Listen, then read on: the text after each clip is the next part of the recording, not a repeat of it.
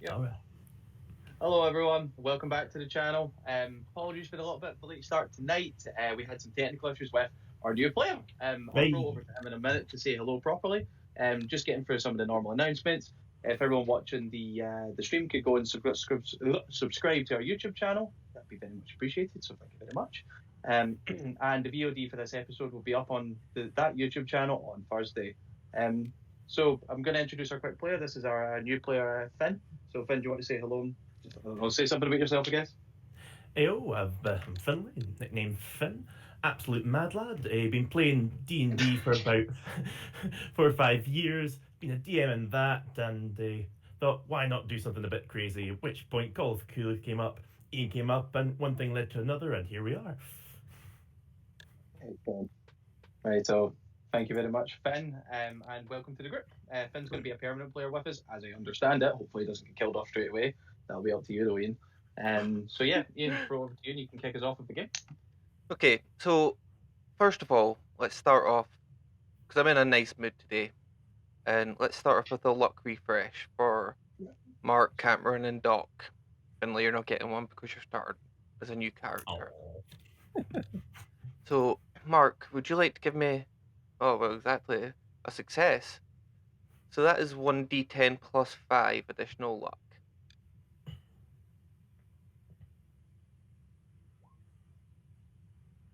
So 14 luck for you.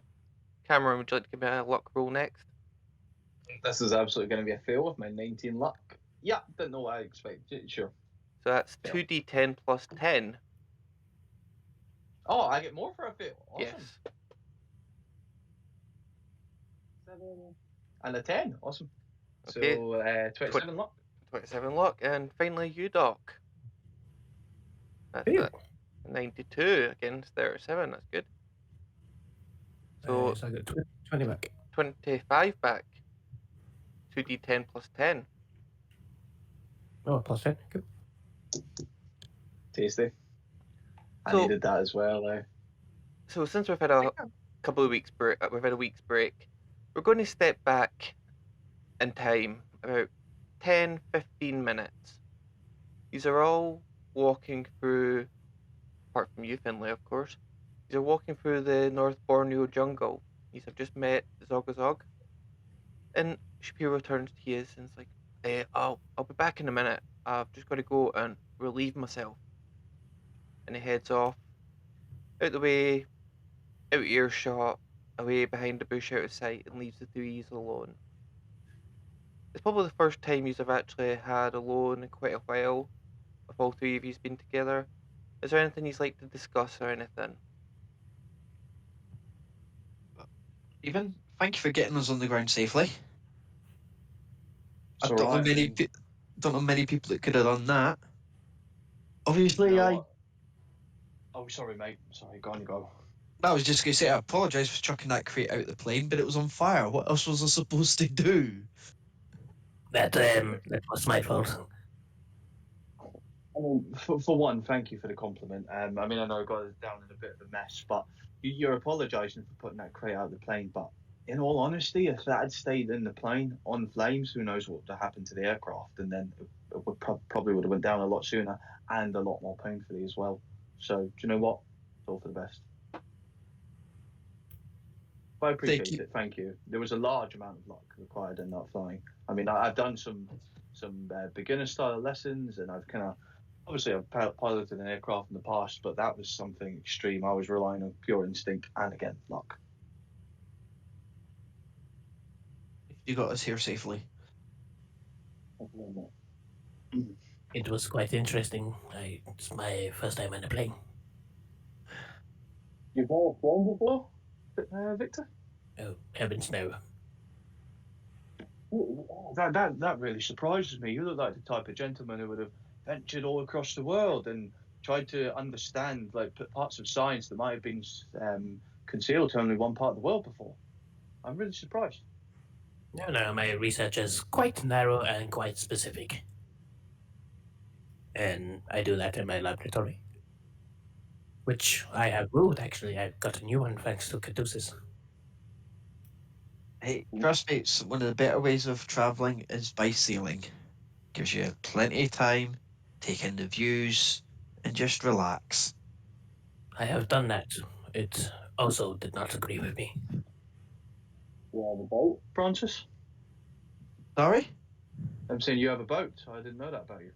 No, I just sailed quite a bit. Oh, okay, fair enough. I thought you actually had your own boat. I was pretty impressed for a minute. No. Why own something when you can borrow somebody else's? Well, that is some good life advice right there. Do you know, it's funny you said that, Victor, about Caduceus giving you that new laboratory. They took care of my wife. They're paying for all the hospital bills at the moment, and they've put her in a very lucrative ward. So, I mean, they're taking good care of us. I was unaware that your wife was in hospital. Yeah, she's been there for the past maybe 2-3 years. Very much in and out, but mostly just in. Yeah, she's really not well. She's had cancer for years. And it's looked pretty terminal, but she's constantly hung on because that's just the type of person she is. You should meet her one time. She's lovely. Oh, most definitely. Which hospital did you say? She's in the Manhattan Infirmary. I have some connections there. I'll see what I can do. Victor, thank you. Do you have much family yourself, Victor?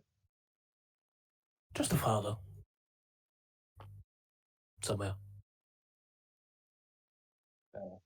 I know the type. How about yourself, Francis? You're on mute. You seem. Well, I can't hear you. This place is a strange forest. Cone of silence. No, I'm an Irishman. Came over to New York to live a better life. Most of my family's still in Ireland.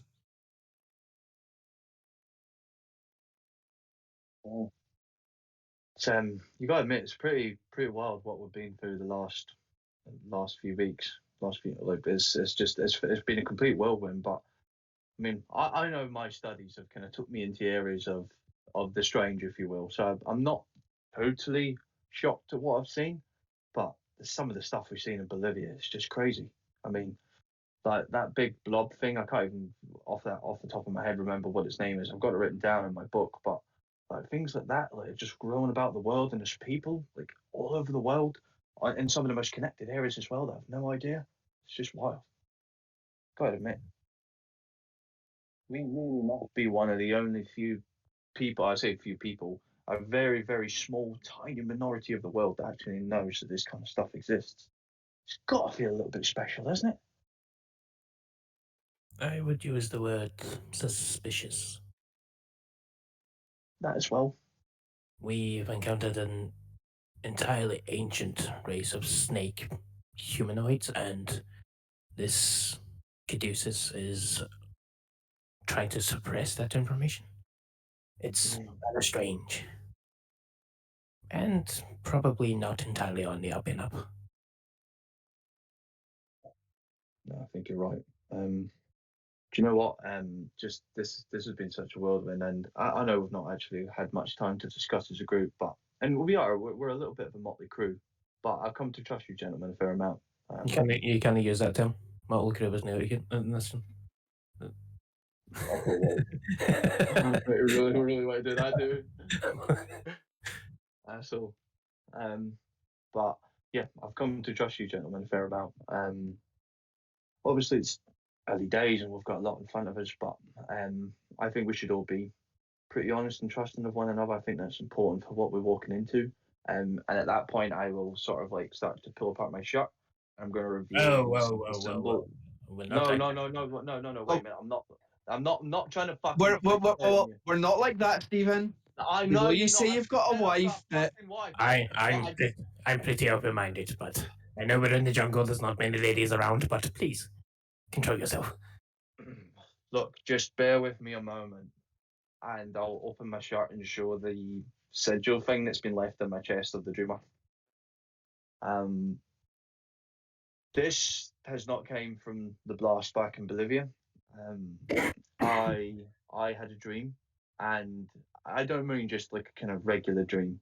I was approached, and it felt real by our snake lady that we took from Bolivia, and she spoke to me like, and as I said, it felt like the conversation we're having right now, and she told me about this land that she's looking for, and she called me. Apparently, I'm known as a dreamer, whatever that means. Still need to figure it all out, but she now can visit me in my sleep whenever she wishes. So I'm a little bit qualified, but So you've been making deals with the snake lady in private?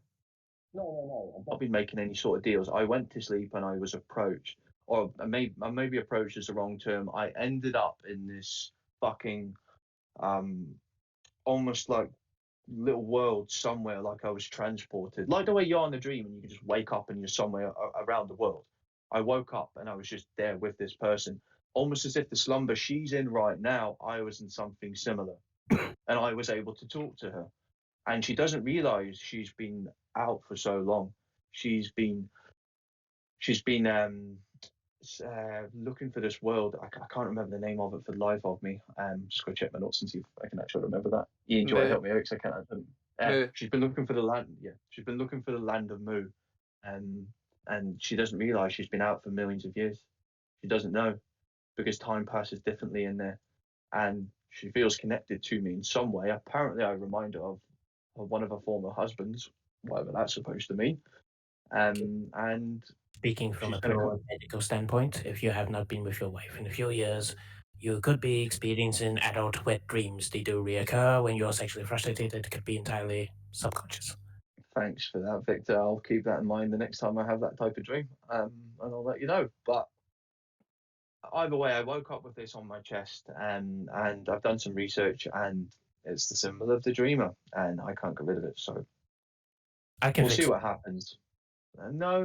Like, it's fine. I'm not dying, right? And I don't need any of your fancy liquid juice. But so everyone's aware. And as I said, I think it's important that we trust one another and we open up where applicable. And this is one of them. Because this does not just affect me, this affects the two of you, since you're in Bolivia with me. Are we being open and honest with each other at the moment? Well, I mean, it's not exactly like, hey, I've said something, you need to say something. You just say what you want to, I guess. Well, I feel a bit obligated. Francis, dear fellow, I kidnapped you, took sperm samples, blood samples, flesh samples, hair samples, and may have done a few experimentations to make sure that you were 100% okay. Pistols out and he's getting shot. Come on. Okay. It was innocent! How did you tell him that? Okay, roll firearms then. I'm going to use 18 points of luck to make that a success. You're joking me. Come on. You're actually using 18 points of luck for fucking this? I've got 60 points of luck. Yeah, mate. Keep it for something important and don't fucking shoot the party.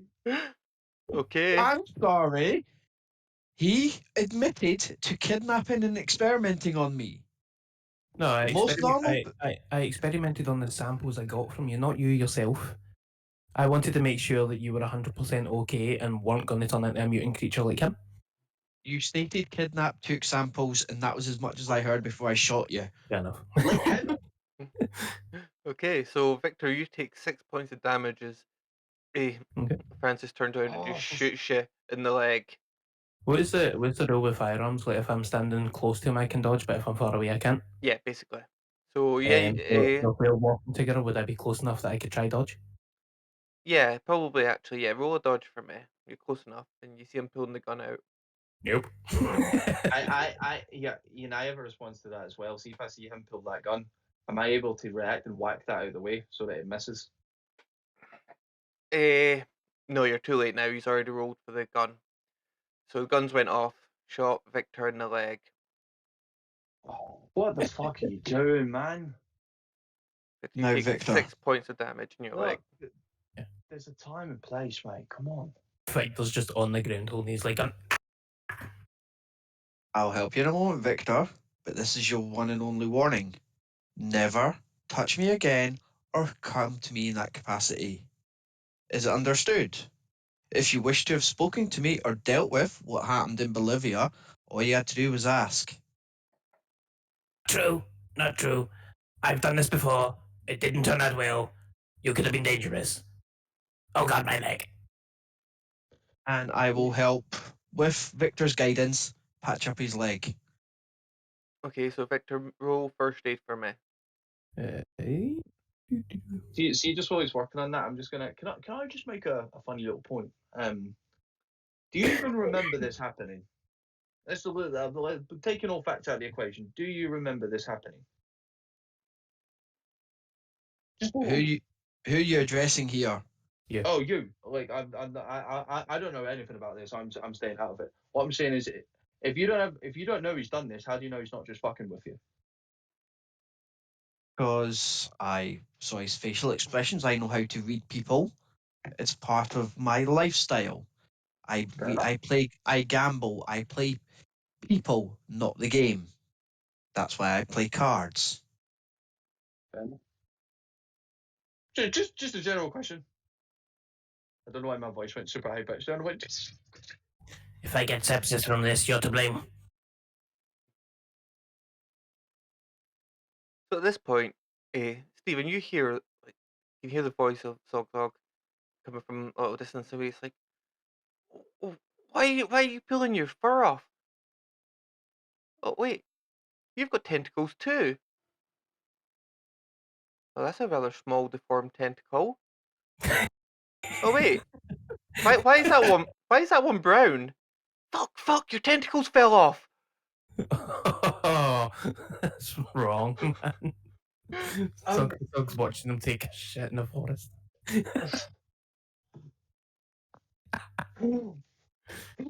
Right, hold on. Like, I'll turn and see Zog. I'm assuming he's looking a certain direction. He's quite far away. You can only hear the voice. All the rest of you hear your chittering. Victor, when you're ready, come follow Francis. I think we've got something ahead of us, and I'll sort of jog up to where Zog is. What are you looking at, Zog? He's like, your friend. He produced a brown tentacle, and then it fell off. That's not a tentacle. That's a fucking shit. What's a human shit? It's. I mean, I don't know how I have this conversation with you. Do you? And you hear Shapiro at the time saying, "Can a man not have a shit in peace? Can you not just leave me alone?" I'm trying to tell him, Shapiro. Fucking hell, just give us a minute. I'm trying to explain how the fucking human body works right now. Does your species defecate? No. Right, okay, well, humans do. So let's just leave them in peace. These are fucking disgusting. Yeah, humans are. But do you know what? That's our species. We deal with it. I thought you were an ugly one until I seen him take his fur off. That little tentacle you've got at the front, that's tiny. It's not any good for picking things up. No, I mean, you're right about that. It has its uses, and the size of it can depend on the individual, but that's a conversation for another time. Maybe when you're a bit older, so it's all good. Roll a d12. When I'm a bit older. How old are you? It was a joke, so please. Let's just not have this conversation, shall we? Okay, you humans are disgusting. We've got somewhere to be. Shapiro, hurry up and fucking wipe your arse and come on. Is there anything else you would like to discuss before Shapiro returns? I mean, there's nothing for me anyway. Francis, I think that kind of conversation reached a natural end point with that bullet. Francis, please don't shoot Ivan the next time you see him. So he attacked me, so of course I was going to defend myself. No, he told me you shot him through the door. I'm sorry, a big scary guy comes to my door when there shouldn't be anybody round at that sort of time and looks menacing and imposing. Yes, You shot him. You attacked him first. You shot him. In my neighbourhood, somebody like that comes to your door, you shoot first and ask questions later. Do you As live far in a as- shit neighborhood? That's a No. fucking terrible attitude to have, mate. I'm sorry. Like, When you get to the statue that I have gotten to, you oh, don't the take statue that I have chances. gotten to. I'm only joking, mate. I'm only joking. Don't. I'm just trying to lighten the mood after that. He's No, scared to shoot you. Please don't. I was only kidding. It's okay. If anything from his previous experience, we have a good chance he'll miss. It's only been a couple of times.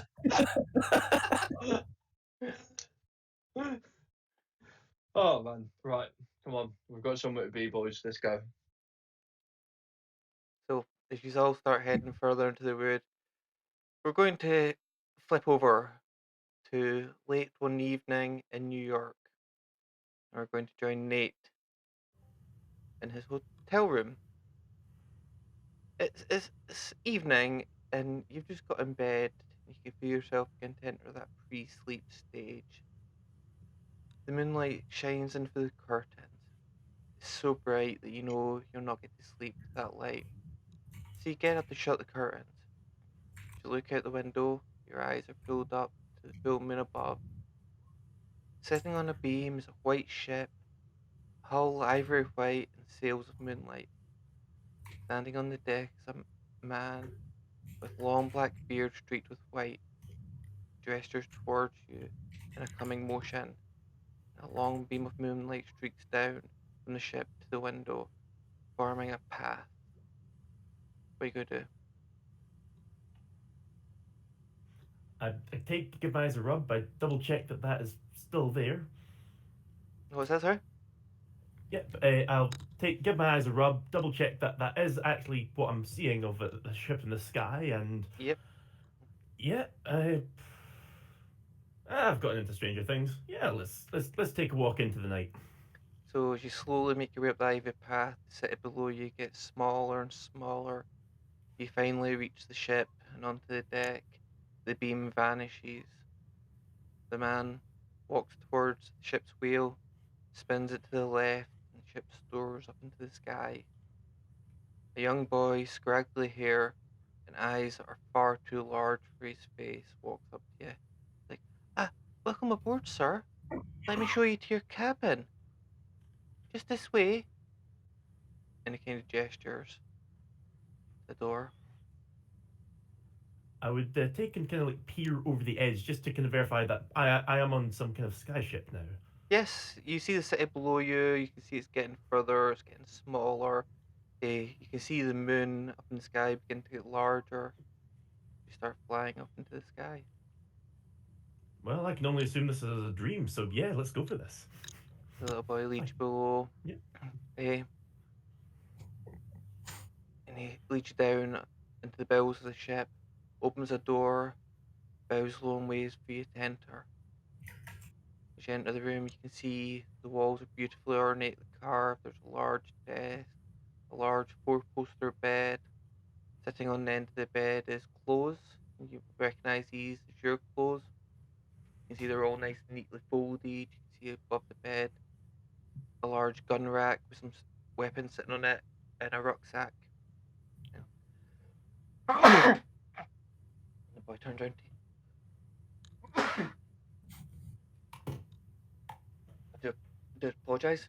The boy turns around to you and he's like, I'm Roger. If you need anything, just let me know. I shall do.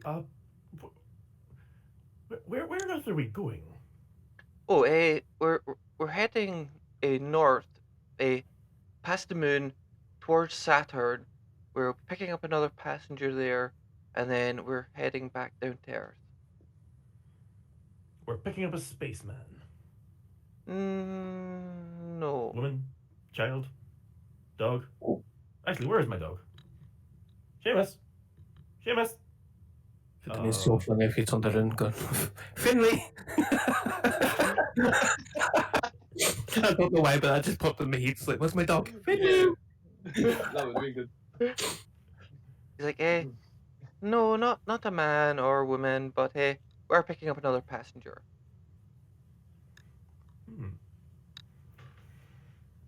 Like, so And who is this space passenger? oh, his name is beyond my pronunciation. But I'm sure you'll be okay with him. It's a quick visit. How how long will it take this vessel to get to Saturn and back?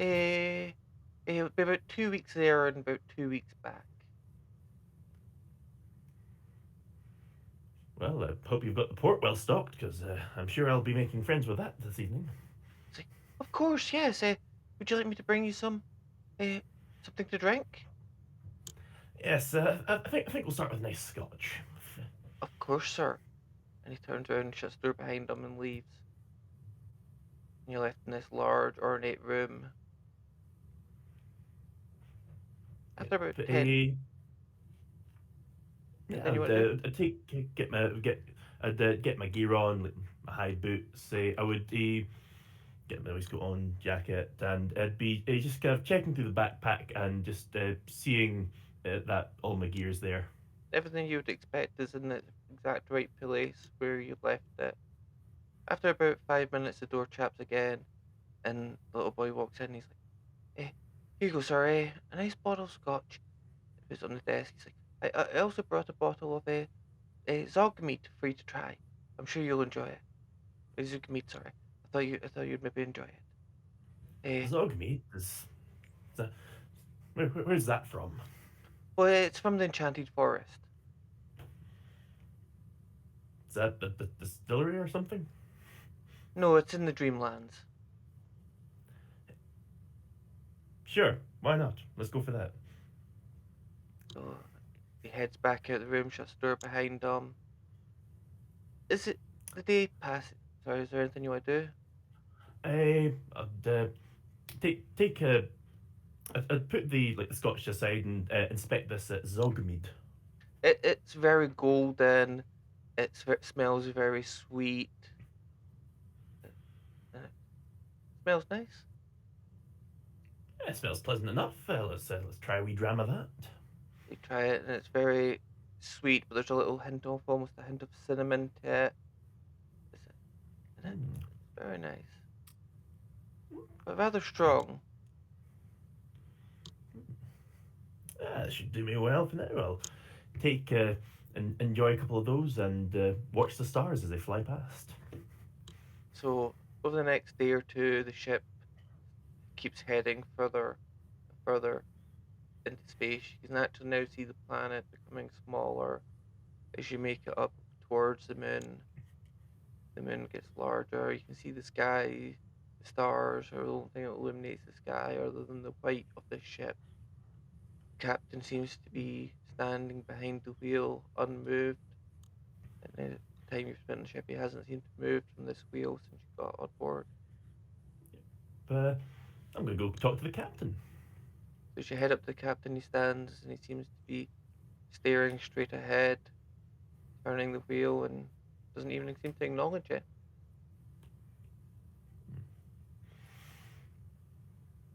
You all right there, Captain?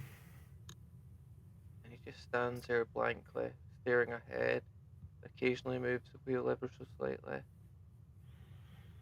I'd give him a kind of a slight nudge with the elbow to see if he's there at all.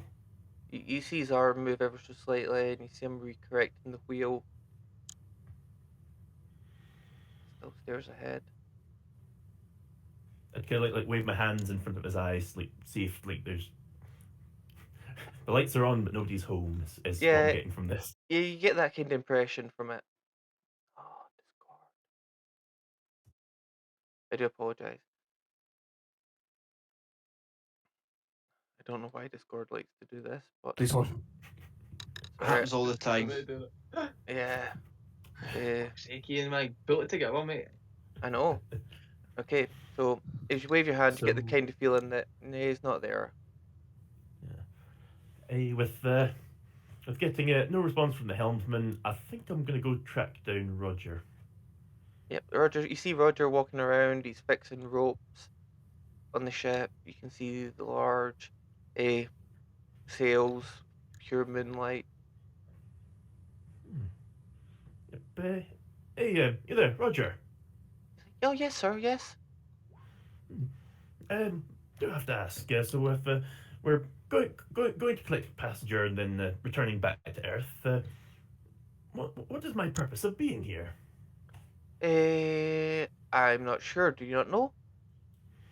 No, I didn't exactly receive any formal invitation, and if we're going to be away for quite some time, I'm concerned as to who's going to be feeding Seamus.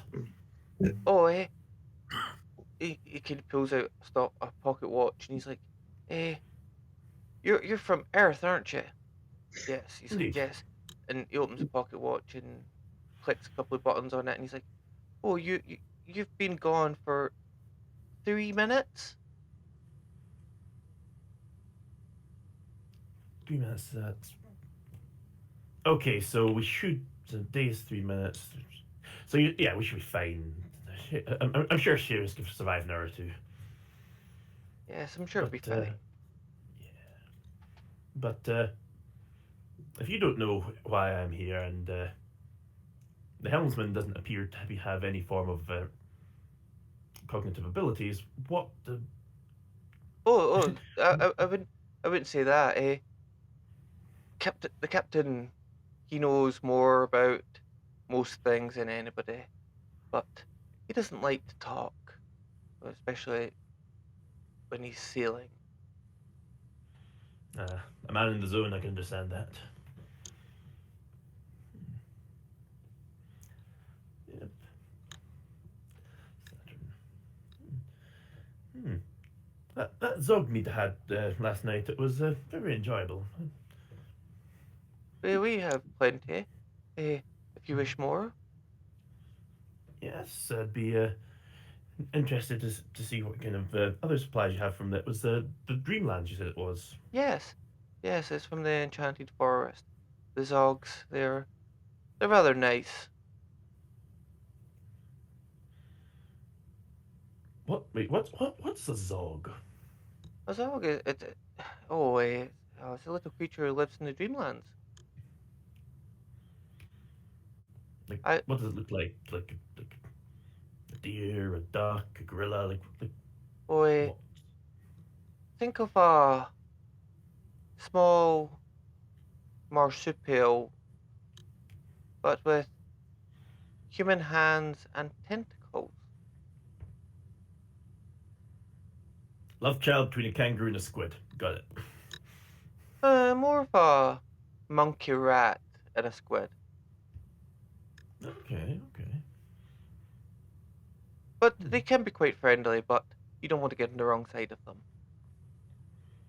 Well, you don't ever want to get on the wrong side of the man that's making you drink. Yes, but generally they're not men, and there's quite a lot of them. True. So is there anybody else in this vessel other than, like, you and the captain? Oh no. Just me, captain, and the ship. Alright, well, I think I'm going to have a wee wander around the ship if we've got some... we've got a good 2 weeks to get to Saturn and back, so let's see what happens. He's like, oh no, yes, feel free. Yeah. As you wander around the ship, you can see that most of the rooms are empty. There's not anything in any of them. They're all sitting totally empty. It seems rather strange. But a couple of days pass. All about your third day on the ship, maybe your fourth. And you can see Roger's on deck. He's sorting out the ropes and things. And he looks up to the sky and he's like, oh no, oh no, oh no. It's like, sir, Oh no, sir. what, Roger? It's like, what? Sir, come with me. And I need you to make a spot hidden roll. Alright, is that a green or purple dice I'm clicking here? I think it's green. Green one. Green ones, okay. And I've got keen vision, so I gain a bonus dice to my spot hidden rolls. Yep. How do I factor that in? Just roll it twice. Roll it twice, works for me. Clack. success off the bat, and we'll just roll twice again. Oh, hard success. Okay. So as you look up, you can see a star blinks out, and then after a second, two, it reappears. Another star blinks out and reappears. And as you look up, you can stay, and you can see what looks almost like a ship. Jet black. You can see the sails are black. You can see a series of oars. They're all moving in time as the ship moves towards you. And Roger's like, sir, come with me. And he starts pulling your arm. Roger, are we about to get boarded? Yes. You can't be found here. What? Why not? Cause the moon, you can't be found here. Come. Oh, okay. Yeah, sure. I follow. The moon. Just why the moon? And he leads you into what looks like the captain's quarters. They're very fine. They're even finer than the ones that you're in. And he runs over to a wall and he taps on it, and the wall starts to open as though a giant sphincter opens. And we're just like, get in. That's what? It's only the spaceships, butthole. Just get in. It's, oh, I'm gonna need more meat after this. Opening. You had to describe a fucking sphincter. Like, of all things, you have doors, you have fucking balls. Well, it opens like a circle. Yeah, but why did it? You can picture it fucking tensing, man. You can literally just say it opens like a circle. You literally had to give it fucking texture. Fucking hell. I mean, fair enough. Like, I got the vibe that I was there, but anyway, continue, please. I'm sorry. Yes, being like slightly concerned about like the pulsing shit butthole before me. I'm like, we're going to talk about this once I get back out here, but I like hand over like, oh, here we go. We just launch myself in. You can see it contract in front of you. It contract tight. Oh, And I think we might take a 10-minute break there. So that's 9:30 now. Yeah, but I'll just so we're ending it with the new player having jumped into a contracting sphincter. That'll be a good start. Awesome. Right, so guess we'll be back in 10 minutes then. Yeah. Awesome. Talk to you soon, guys. Cool. See you in a minute.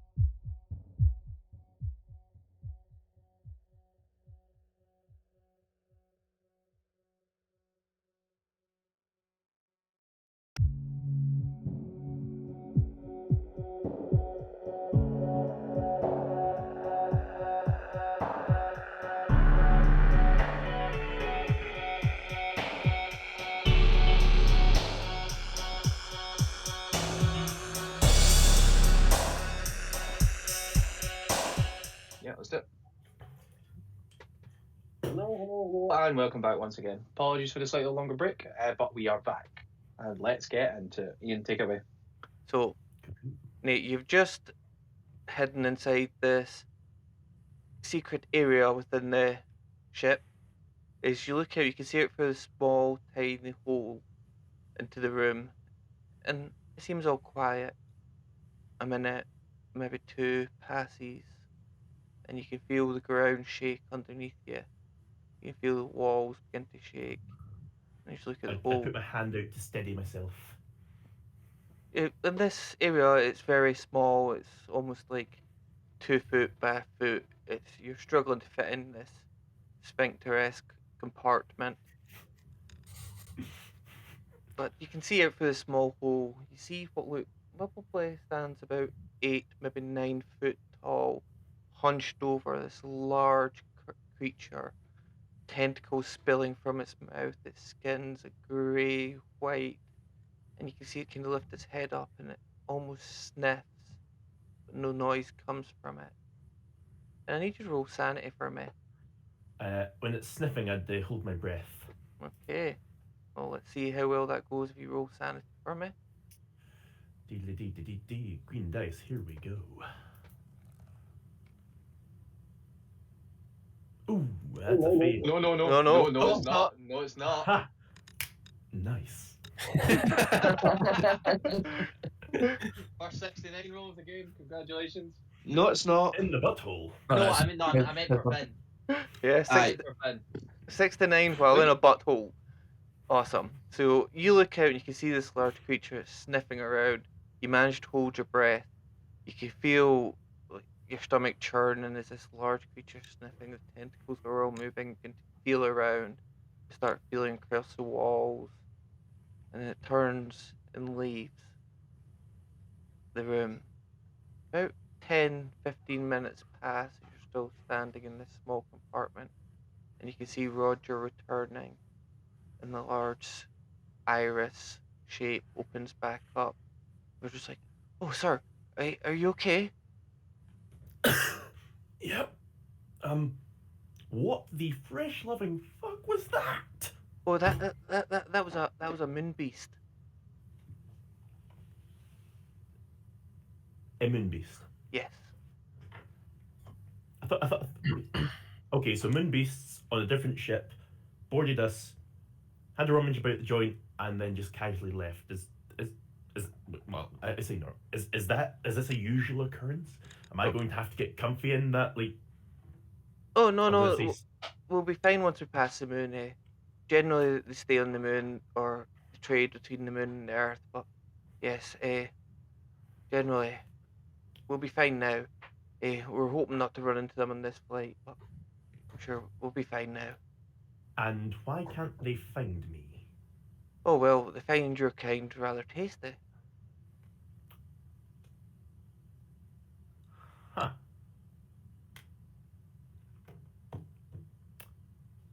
Noted. I can understand being tasty and like wanting to hunt for the tastiness, but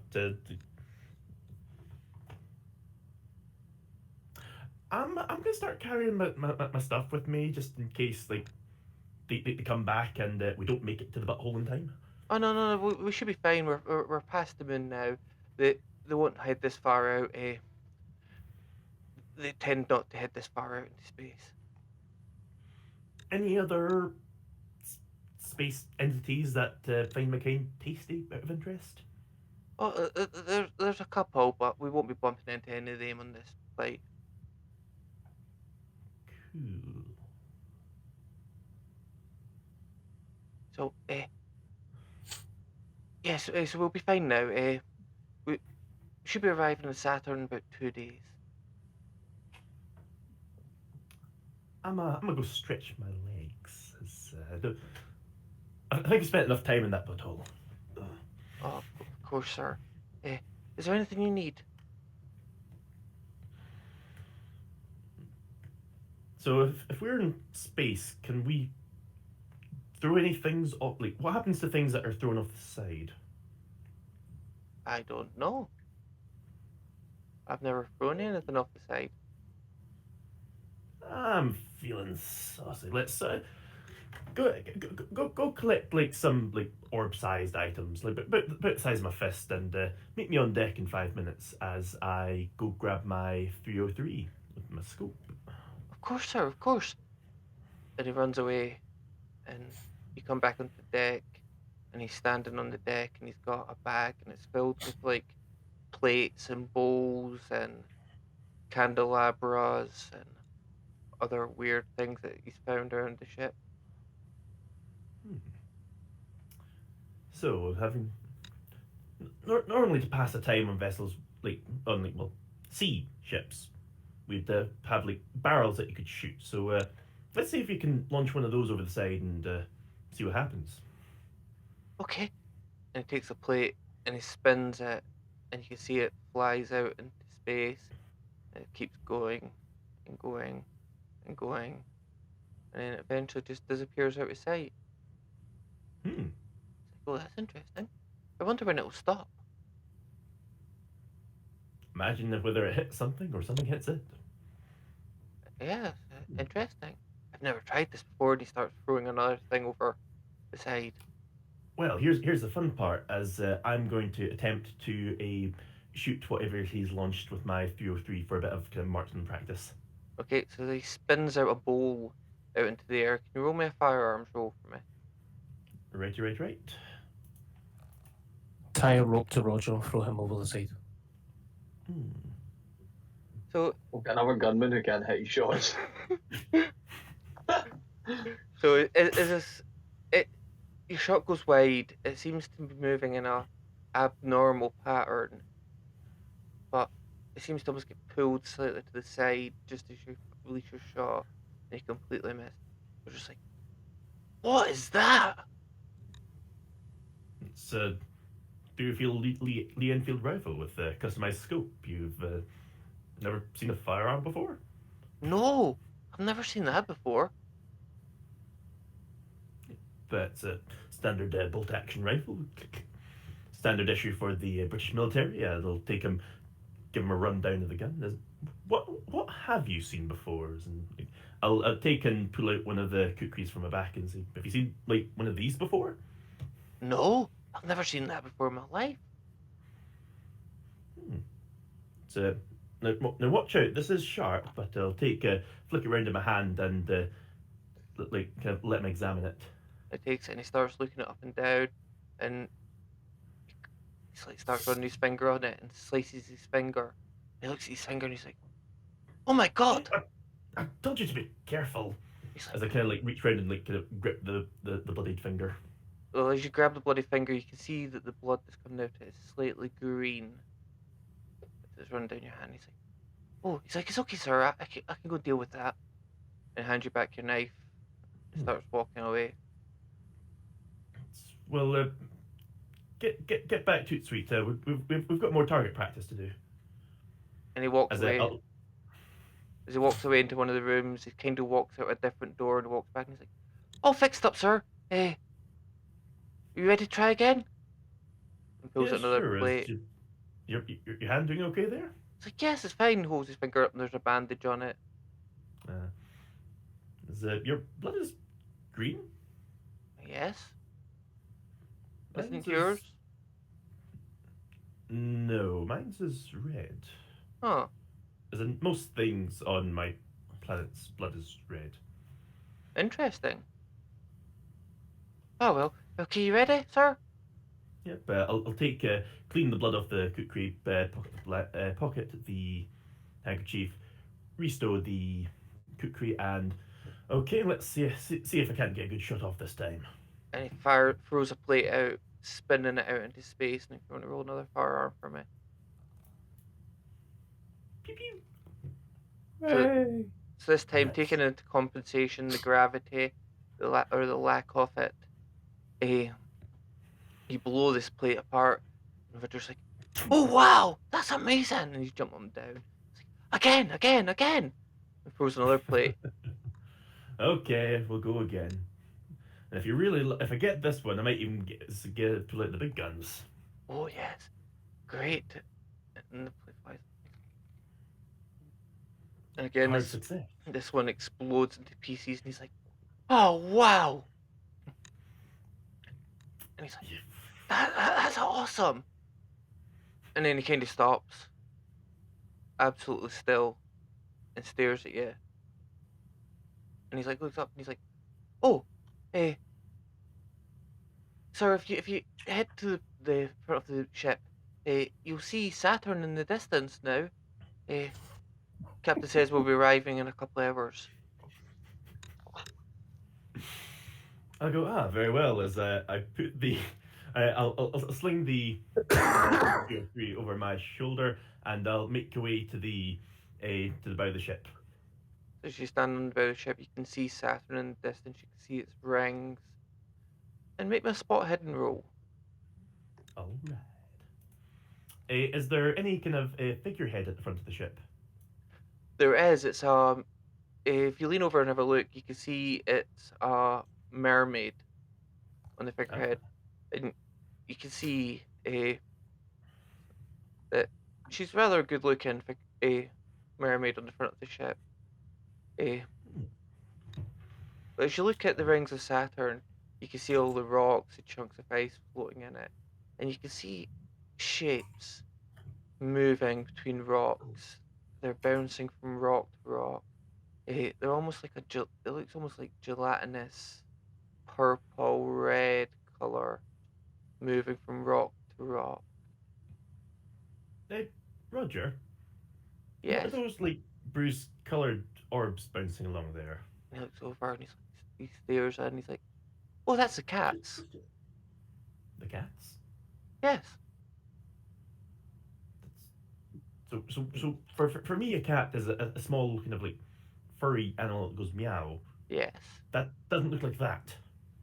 No, but it's a cat. So space cat's just inside it. Space cats. And as you start pulling closer to the rings, they're getting larger and larger. It's just like, oh, we're about to pick up our guest in the next minute or two. I'll take and put my 303 back in its rifle bag, as I imagine hello, new passenger. Here's a gun of death. It's probably not the best introduction. Okay, so as you're standing on the bow of the ship, one of these purple, gelatinous masses flies from the ring of Saturn through the space and lands on the back of the deck and vanishes. Roger's like, oh, excuse me, sir. I've got to go and welcome our new passenger. Yep, you do that. Make sure they're all right and tight and cat-like. And if it starts heading back into the ship. Are you doing anything?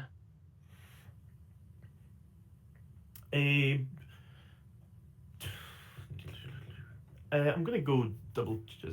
Take kind of like keep kind of like a look right over the edge and just kind of like it's Saturn, isn't that's a sight to behold? I would take take it in for a moment and enjoy life. And once the ship starts moving again, I can't resist it. I would do the King of the World moment.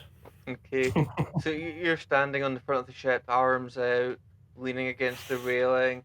Saturn in the background with the rings. The ship slowly starts banking and turning around, and you can see the sides of Saturn. You get the side view where you're holding your arms out, and you can hear the Celine Dion music playing slightly. The ship turns and starts heading back towards Earth. I'll go see if I can get any reaction out of the captain, but I'm not really expecting it since Roger said he was just like, when a man's working, don't bother him. But I'll see since we've turned and we're back on course. Let's see if I can get any reaction. So as you head over to the captain, he stands there and he looks at you and he just gives you a bit of a nod and goes back to steering the ship. I'd touch the brow of my hat, give him a nod back, and head back into my compartments. So as you're heading towards your apartment, Roger's is walking towards you. There's a small little tabby cat walking along beside him. And Roger's like, "So sir, welcome to the white ship. We'll be about 5, maybe 6 days to arrive back on Earth. I hope that's okay for you. And the cat kind of looks up at him and is like, yes, absolutely. That's fine. It's nice to have a trip. I'm sorry. Like, did anybody else in like the other players start this whole episode, and since then it's just felt like one long fever dream? It's like we were walking through a forest and this motherfucker's dealing with space cats. Just like space. Don't worry about it. It'll be fine. Aliens. It'll all work out. I mean, look at it one way, like you could say we're walking through a forest, but one minute we're watching a man do a shit, and then this is what came next. Hey, you're the only one that went to see that man do a shit, so. Do you know what? I thought like maybe we were going to see Finn's character in there. I didn't think I was walking in Shapiro taking a dump. Who knows? I still might appear there. You don't know what's going to happen. He's gonna grow out of that wee pile of shite. Oh, wee shite? No, I'm the big shite. That's where I go. Yeah, Finn was the wee tentacle on the front.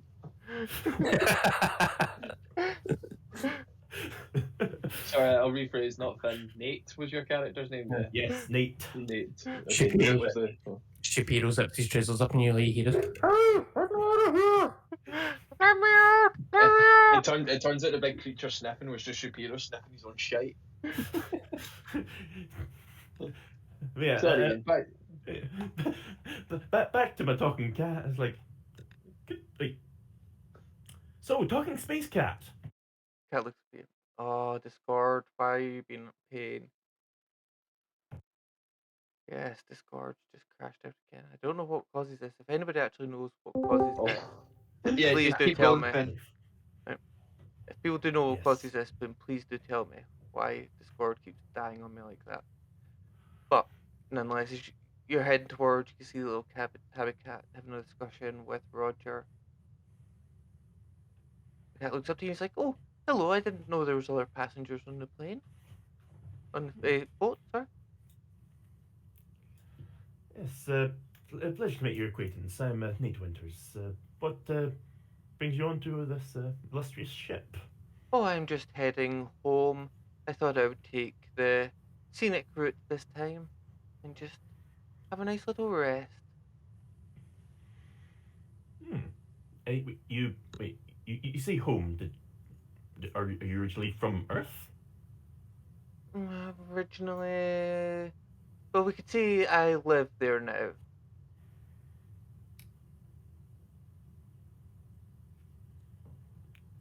So just to level, do other cats talk, or is it just you? No, all cats talk. What about dogs? Don't get me started on dogs. They're fucking retards.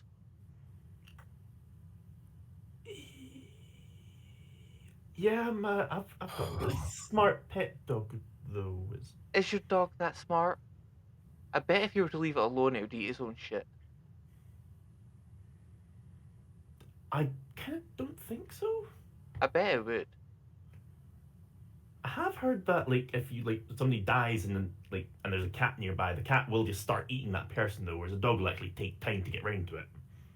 Well, yeah, but you know, waste what not want. Want not. Cat has a point. It's not like you're using it anymore. I know, but you go for the face first. It's the tastiest bit. If it's it, I can't say I've eaten any faces in my time though. then how do you know it's the tastiest? I've heard. You can just look at it and you just think, that's tasty. Can't say I've ever looked at somebody going, that's a tasty face. Might give that a wee chew later, but sorry, didn't catch your name there. Well, my name's Fluffy.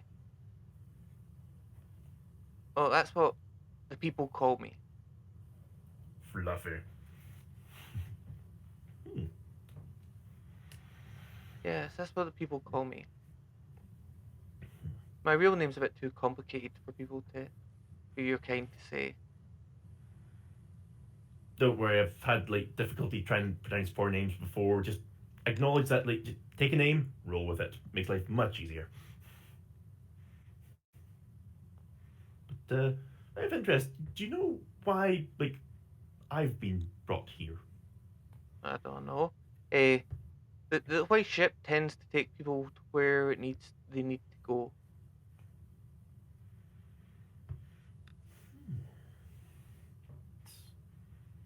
So, you're returning to your home. Where is that? Eh, Perhaps it's where I need to go. well, I live in New York.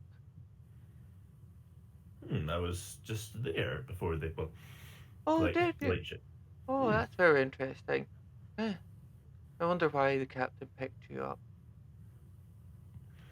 Can't say I've had I won't use that phrase. I can't say I've had a word out of the captain so far. He seems very devoted to his work. Oh yes, he's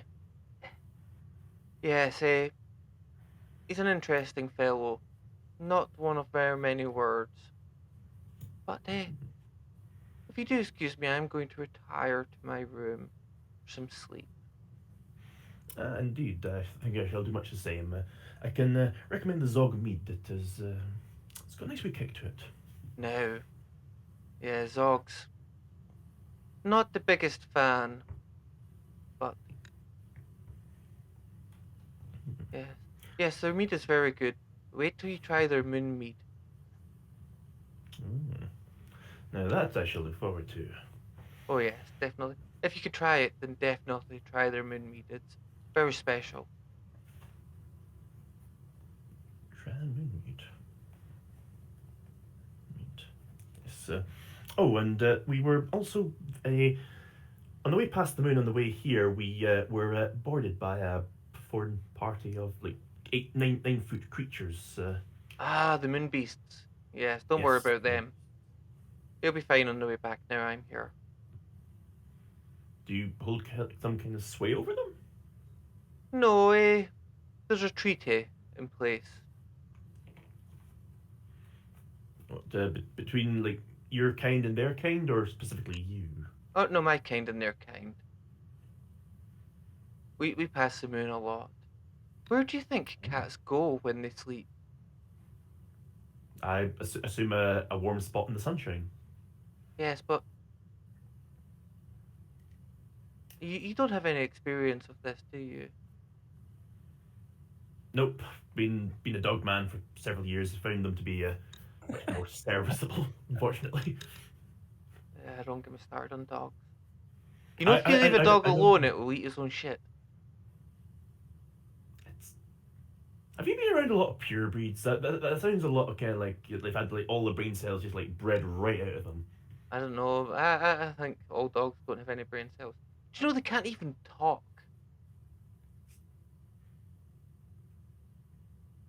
Do all animals apart from dogs talk? I've not had very many experiences, but most of the creatures I've spoken to can talk. There wouldn't be point or speaking to them unless they can talk. True. I'm on a ship in the sky talking to a cat. This is certainly one hell of a dream. I shall. Oh, yes, the dreams are the best. But, excuse me, yes, I'm going to retire. Yes, I shall let you retire. A good evening to you, Fluffy, and I shall go back and pour myself a large. Let's go for a large scotch. See what it's got. Before you come back to your room, there's a nice bottle of scotch sitting on the table. You sit and have a nice drink. The next 2 or 3 days eventually pass without any issue. Just you, Roger, the captain, and Fluffy on the ship. Eventually, you see the Earth begin to come back into view. The ship begins to descend in darkness, and you can see what looks below you, a forest or a jungle in pitch blackness. And the ship stops about 100, 200 feet above the ground. But Fluffy's like, oh well, I guess this is where we get off. This isn't New York. No, but the captain said this is where we get off.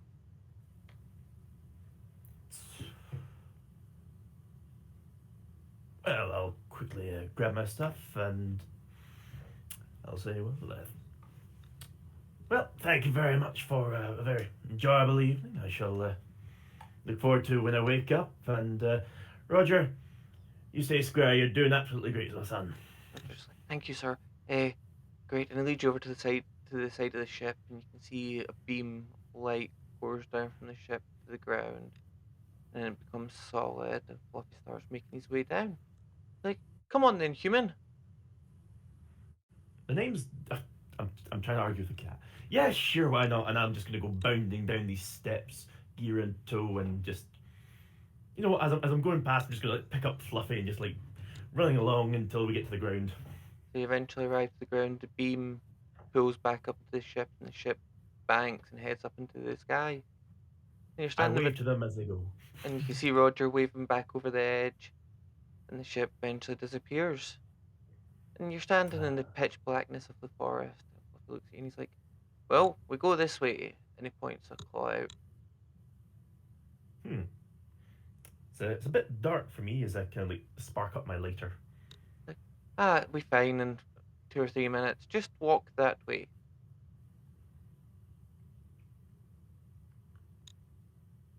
Sure, why not? I cap the lighter, stick it back in my pocket, and just start following Fluffy. So as Fluffy starts directing you, you start heading forward, and you can see it's getting lighter and lighter and lighter.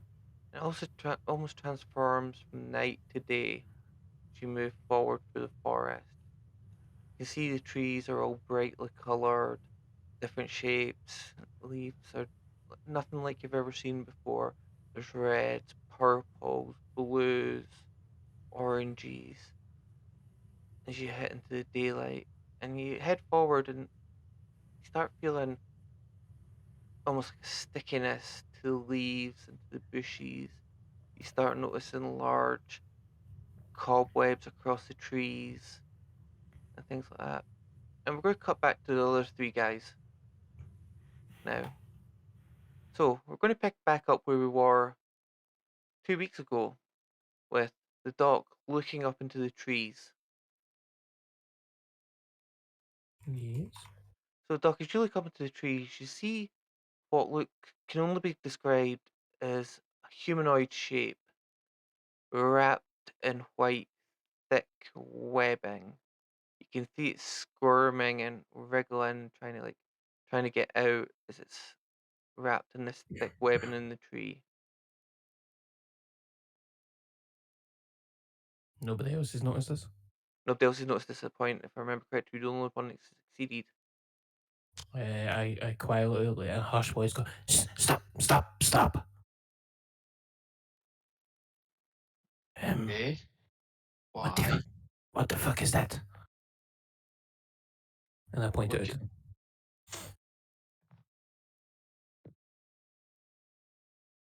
As you look up, you can see that humanoid body wrapped in webbing almost shape. Cameron, I can't Okay. hear you. Okay, I can hear you now. And I Say kind how, of, how, have I just went off? No, it's okay, we got you now. Okay, no, I have no idea what happened there. How high is it? It's about 10 foot in the air. Francis, do you fancy giving me a boost up and I can try and cut the web? Okay.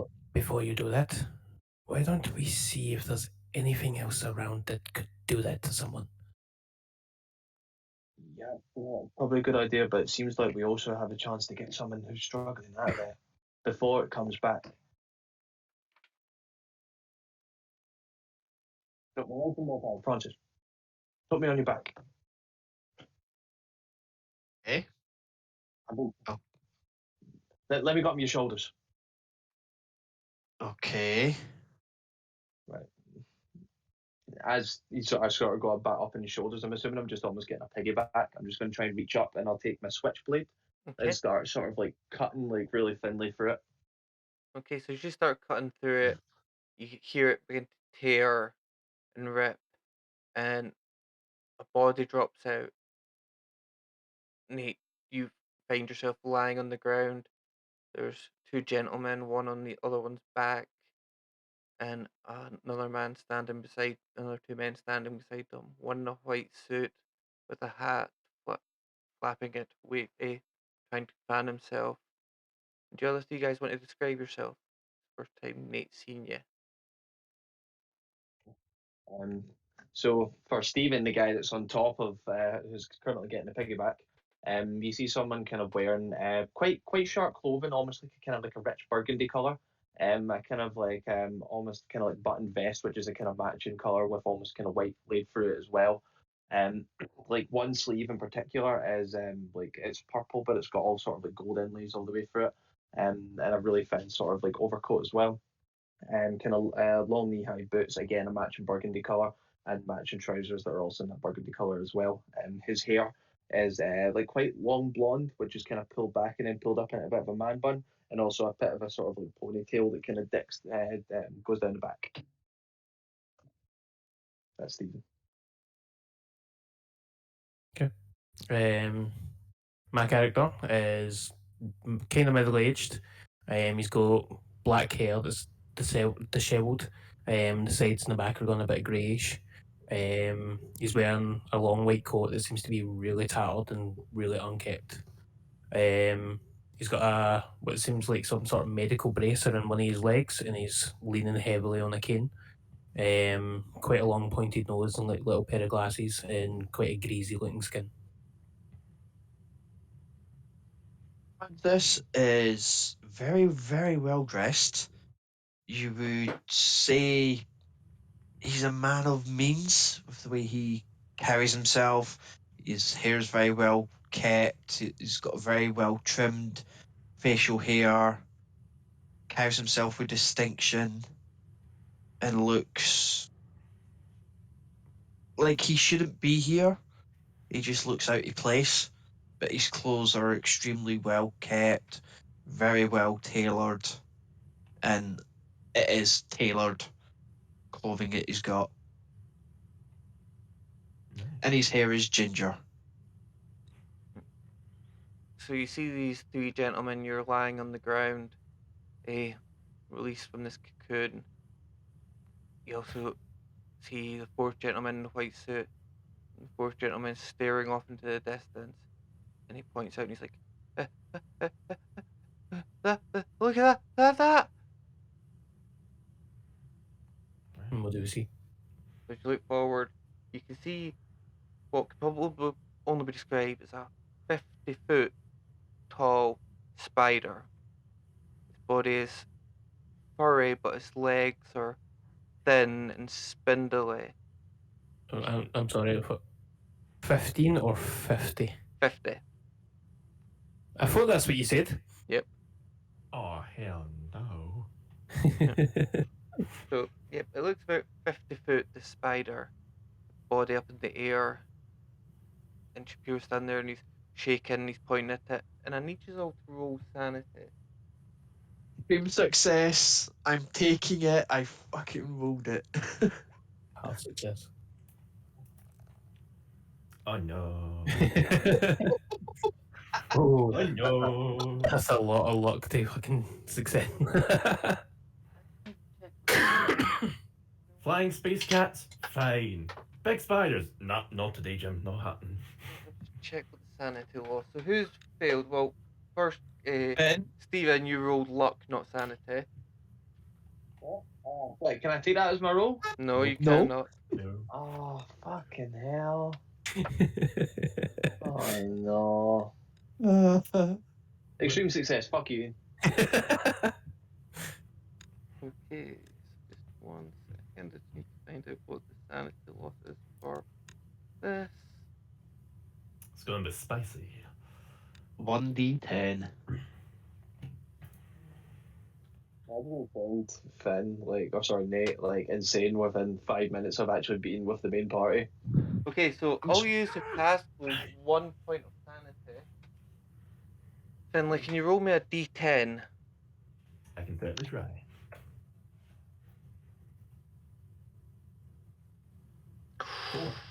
Ooh, that tilted on the 6 there for a second.